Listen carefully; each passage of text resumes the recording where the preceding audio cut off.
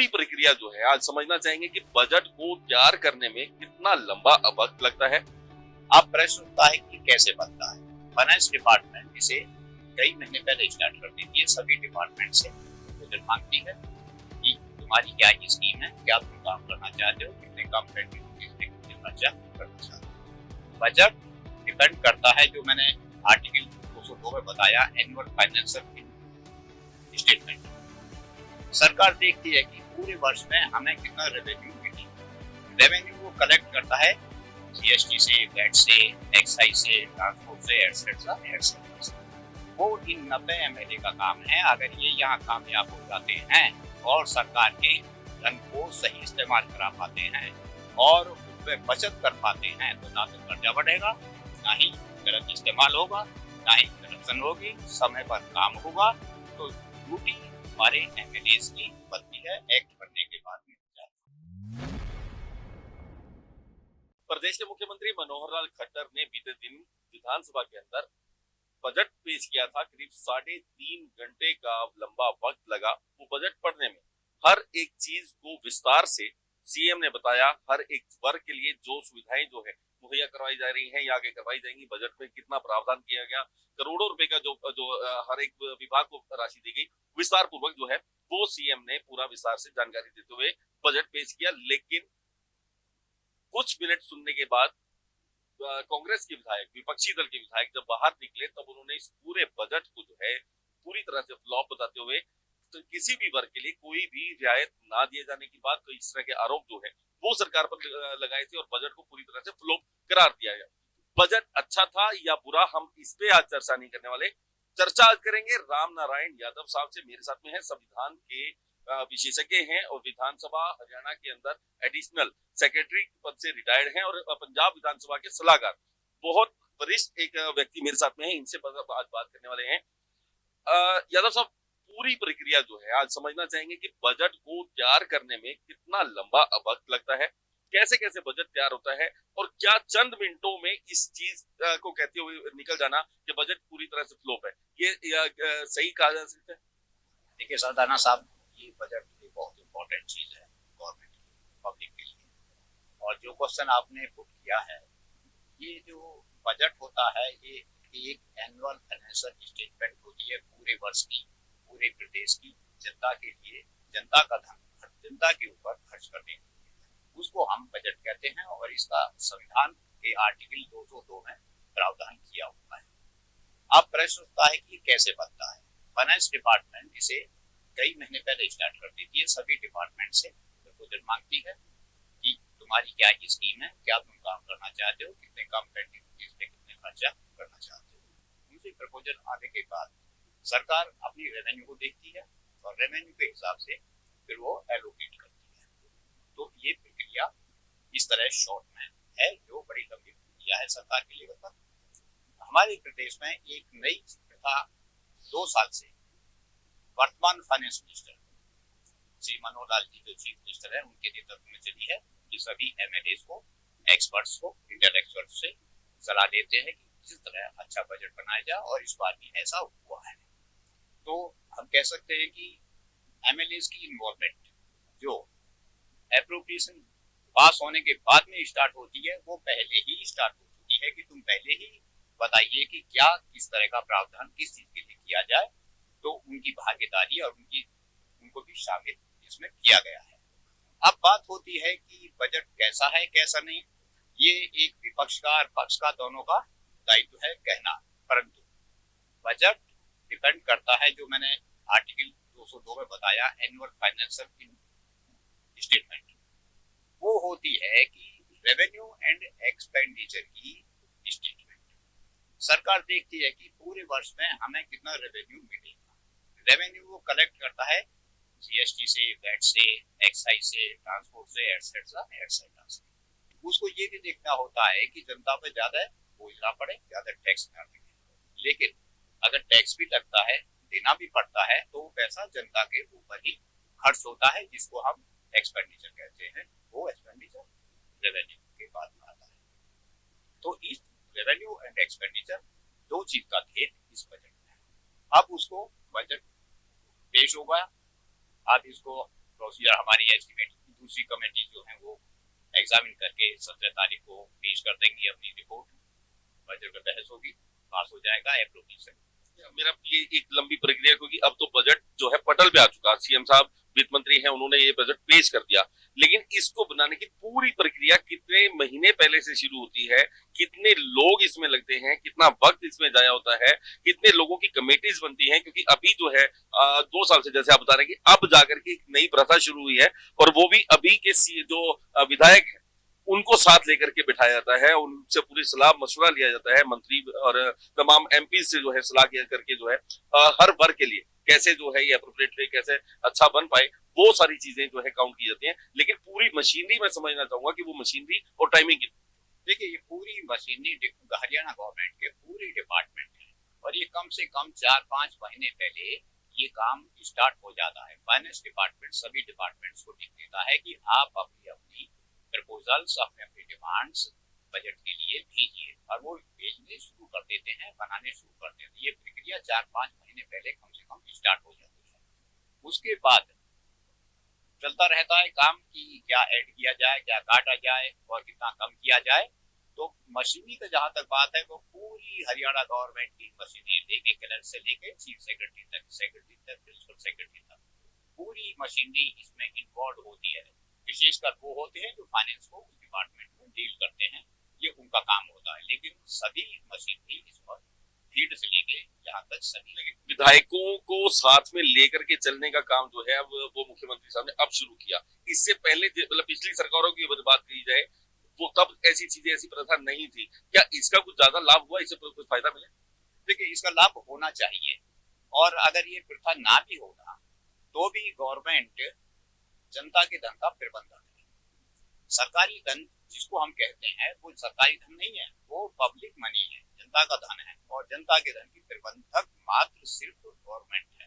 Government को देखना है कि कितना रेवेन्यू हमारे पास आया है, कितना एक्सपेंडिचर हमने उस काम पर करना है जो सारे डिपार्टमेंटों ने फाइनेंस डिपार्टमेंट से मांगा हुआ है। क्योंकि फाइनेंस डिपार्टमेंट ही एक फ्यूल देता है, फ्यूल इंजन है जो सारी मशीन को चलाने के लिए फ्यूल देता है, ईंधन देता है।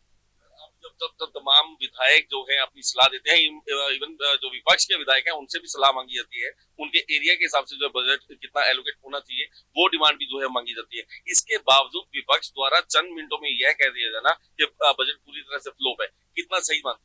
नहीं, ये चीजें विपक्ष का ये काम है। विपक्ष भी इस बात को जानता है कि अगर आज हम इन कामों को मांगेंगे तो पैसा कहाँ से आएगा।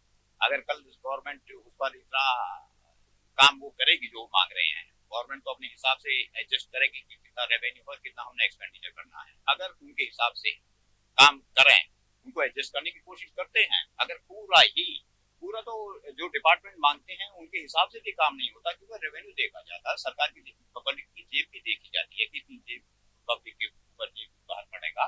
तो इस वजह से मेंबर्स ने जो सलाह दी है उनसे ज्यादा से ज्यादा बात मानी जाती है। अगर कुछ नहीं भी मानी जाती, ज्यादातर भी नहीं मानी जाती, कम भी नहीं मानी जाती, तो वो फिर इस बात पर कह देते हैं कि इसमें कुछ भी नहीं है और कुछ भी नहीं दिया, कुछ भी नहीं है। लेकिन मैं जो आपको बात बता दूं, एप्रोप्रिएशन बिल पास होने के बाद में असली काम मेंबर्स का 99 का चलता है। कैसे? एप्रोप्रिएशन बिल में जो ये पास करेंगे 90 में इनका ड्यूटी बनती है कि सदन और सदन की समितियों के माध्यम से वो देखें कि किस काम के लिए कितना पैसा कितने दिन में खर्च करने के लिए सरकार ने एक्ट बना के सरकार को दिया है, और सरकार उसको किस तरह कितने दिन में खर्च कर रही है। अब यहाँ असली जिम्मेवारी, अच्छा बुरा जो भी है, बजट दे दिया। अब उस जनता के धन को किस तरह किस हिसाब से सही इस्तेमाल कर रहे हैं, वो इन 90 MLA का काम है। अगर ये यहाँ कामयाब हो जाते हैं और सरकार के धन को सही इस्तेमाल करा पाते हैं और उसमें बचत कर पाते हैं, तो ना तो कर्जा बढ़ेगा, ना ही गलत इस्तेमाल होगा, ना ही करप्शन होगी, समय पर काम होगा।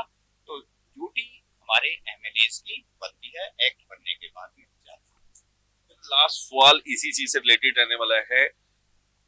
राज्यपाल साहब के अभिभाषण के बाद जो है बजट सत्र की शुरुआत हुई, लेकिन तमाम जो कांग्रेसी विधायक बाहर निकल करके आए, पूर्व मंत्री भी उसमें शामिल थे, उनका ये एक साफ तौर पे कहना था कि सरकार द्वारा जो झूठ का पुलिंदा लिखा गया था वो राज्यपाल साहब ने उसे पढ़ा। क्या ये संवैधानिक रूप से बोला जाना चाहिए, बोला जा सकता है, या राज्यपाल साहब की गरिमा के ऊपर कहीं ये उंगली तो नहीं? नहीं, देखिए, एक हमारे पॉलिटिशियन हैं, वो बड़े सीजन आदमी होते हैं, और सीजन आदमी को ऐसी बात नहीं बोलनी चाहिए, क्योंकि हर आदमी जानता है कि जो गवर्नर साहब का भाषण होता है वो सरकार का बनाया हुआ होता है। और मैं एक पार्लियामेंट्री सिस्टम को जानने के नाते मैं ये कह सकता हूँ कि वो उसके कंटेंट्स भी गवर्नमेंट के ही होते हैं। कंटेंट्स में भी गवर्नर साहब कुछ ऐड नहीं करते। ये एक हमारी सेटल्ड प्रोसीजर है। और जहां तक अपोजिशन की कहने की बात है, मेरी एक बात याद आ गई। संविधान सभा में डॉक्टर अम्बेडकर ने एक अमेरिकन जूरिस्ट, शायद स्टुअर्ट थे, उनकी बात बताई थी। उन्होंने ये कहा था कि विपक्ष में जब कोई दल होता है तो उसकी सोच कुछ और होती है, और जब पक्ष में होता है तो उसकी सोच कुछ और होती है। तो डॉक्टर अम्बेडकर ने कहा था कि स्टुअर्ट ने ये बात कही थी और ये भारत में ज्यादा लागू होती है। तो इस वजह से विपक्ष का काम भी है और कह भी देते हैं, लेकिन जो गवर्नर साहब का भाषण होता है वो सरकार का भाषण होता है, और सरकार का विजन होता है कि उसी विजन के ऊपर क्या हमने पीछे किया, क्या आगे करने वाले हैं, उसी विजन के ऊपर ये बजट आता है। क्या गरिमा को ठेस नहीं पहुंचती राज्यपाल साहब की इस तरह की भाषणबाजी करने? नहीं, इस तरह के थोड़ा सा बच के कहनी चाहिए बात है। ये तो कह सकते हैं कि जो बातें आपने कही है इस तरह के शब्दों से बचनी चाहिए, क्योंकि अभी पिछले कुछ दिनों से ये देखने हमें आया है कि कुछ हमें डिग्निटी में और स्टेटस में मेंबर्स की सदन की समितियों की, इसमें थोड़ी सी ज्यादा होशियारी की जरूरत है, ज्यादा सावधानी की, और इनको बनाए रखने की। प्रिविलेज मोशन भी इस बार लाया गया था यहाँ पर जो है अभय सिंह चौटाला जी के खिलाफ, वो कितना जायज? देखिए, प्रिविलेज मोशन ऐसे है कि जो मिसलीडिंग है और मिसफैक्ट्स है। एक तो प्रिविलेज मोशन ये है कि हाउस इज सुप्रीम, कि क्या प्रिविलेज है वो हाउस की पावर है, हाउस डिसाइड करता है कि क्या प्रिविलेज है, उसकी पूरी पावर है। लेकिन मिसलीडिंग, मिसफैक्ट्स देने, ये प्रिविलेज है। यदि मेंबर ने माफी नहीं मांगी है, विड्रॉ नहीं किए हैं, या उन्होंने ये नहीं कहा कि मैंने गलत कहा है, स्टेटमेंट देखे, तो वो बच सकते हैं। अगर वो एडमेंट होते हैं, उस बात को कहते हैं, मिसलीडिंग शब्दों को, बात को, तो वो प्रिविलेज के दायरे में आ जाते हैं। आपने पूरी प्रक्रिया देखी है, क्या आपको लगता है कि वो एक्शन बिल्कुल ठीक था और लिया जाना चाहिए था? नहीं, मैंने प्रक्रिया नहीं देखी, मैंने सुना है, पेपरों में पढ़ा है, और इसके ऊपर कुछ मैंने बाइट्स देखी भी हैं टीवी पर इस तरह की। लेकिन जो कंटेंट्स, जो बातें देखी हैं, वो प्रिविलेज के दायरे में तब तक आती हैं वो जब तक संबंधित मेंबर या तो माफी ना मांगे, या विड्रॉ ना करे, या अपनी स्टेटमेंट देके कहे कि मुझसे ये गलत हो गई है, मैं ऐसा कहना चाहता हूं। वो माफी मांगने तक की बात है, लेकिन माफी नहीं मांगी गई। वो जो आचरण आपने टीवी स्क्रीन पे, मोबाइल स्क्रीन पे देखा है, क्या वो आचरण सदन की गरिमा के लिए ठीक है? नहीं, सदन की गरिमा के लिए, सदन की गरिमा एक अलग चीज है, मिसलीडिंग चीज एक अलग चीज है। गरिमा की जो ऊपरवाद हैं, उनका ऊपर तो कंट्रोल स्पीकर साहब का भी होता है, उनको वो रोक भी सकते हैं, वो देयर एंड देन एक्सपंज भी कर सकते हैं। लेकिन प्रिविलेज एक अदर चीज हो जाती है कि जिसमें मिसलीडिंग भी हो जाती है, और कुछ स्टेटस को, डिग्निटी को लोअर करने की बात हो जाती है, तो ये प्रिविलेज की बात है। और दूसरा, कई बातें ऐसी हैं कि जो सुनने में आया है, मैं शायद यहाँ नहीं कह सकता, कि कई मेंबरों के बारे में कई बात कही वो एक्सपोज हो जाती है। तो राम नारायण यादव साहब मेरे साथ मौजूद थे। बहुत सारी चीजें विस्तार पूर्वक, वो चीजें जो दर्शकों तक सही तरीके से नहीं पहुंच पाती, हर चीज का एक राजनीतिक पहलू के साथ में संवैधानिक पहलू भी होता है। वो संवैधानिक पहलू आज जो है आपको समझाने के लिए, उस संवैधानिक तरीके से बात जो है वो सदन में किस तरीके से कही जानी चाहिए थी, किस तरीके से कही गई, उसका आगे इम्पैक्ट जो है वो किस तरीके से होगा, वो विस्तार से जानकारी जो है वो आज राम नारायण यादव साहब से बोली गई। और साफ तौर पे कहना था कि जो सेटल्ड तरीके हैं, सरकार जो अपनी उपलब्धियां तमाम वो गिनवाती है राज्यपाल के भाषण के दौरान। राज्यपाल साहब को वही पढ़ना होता है। सरकार वो कांग्रेस की होगी तो कांग्रेस की उपलब्धियां जो है लिख के दी जाएंगी, वो पढ़ा जाएगा। सरकार बीजेपी की है, वो जो उपलब्धियां लिख के दी गई वो भी सेम पढ़ा जाएगा। तो ऐसे में उनकी गरिमा पर, संवैधानिक एक पद की गरिमा पर किसी तरह से उंगली जो है वो उठानी नहीं चाहिए। कैमरामैन अक्षय के साथ सुनील सरदाना, जट तक, चंडीगढ़।